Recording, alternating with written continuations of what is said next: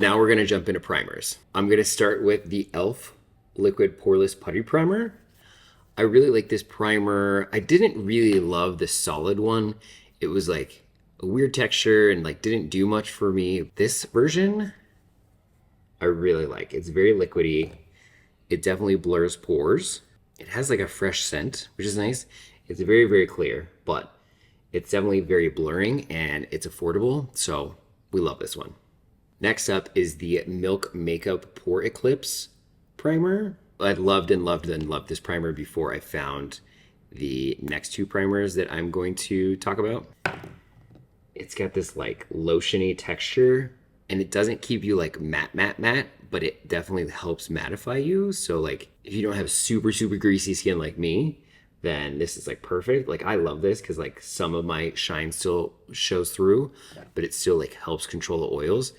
Really, really like this. This is a standout product. And I think if I remember correctly, it's got some like niacinamides in it or like some skincare ingredients that are good for your skin. So I like that as well. Next up, these two primers have stolen the show for me. I'm going to talk about the One Size Secure the Sweat primer.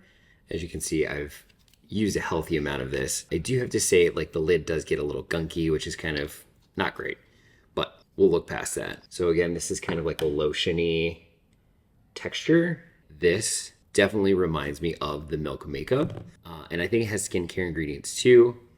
I didn't do a very good job rubbing that in, but as you can see, it's like very clear. It's got like a blurring factor to it as well. So I really like this. If you want to be matte, then you want the One Size Oil Sucker Mattifying Primer. This, you have to be careful. You can't use too much because it will start getting like a little weird on your skin. It's got this like interesting texture to it, and this one, like normally like this one and this one, I will like press into my oily areas. This one you definitely want to rub. Say I put way too much on my hand, but it is like a clear formula. This one you want to rub because it will leave like a little bit of like a chalky white cast if you don't really like rub it into the skin. But yeah, this will keep you pretty matte. I again would not use this every single day unless you are just like a sweaty hot mess. I use this more during the summer or for like special events, things like that, or if I'm like going out at night and I want to stay like more mattified, that type of thing. But I don't know if I would use this every single day. If you have dry skin, do not use this. Do not use this. Like you could probably use these two if you have drier skin, and still get away with it. But this one, don't do it.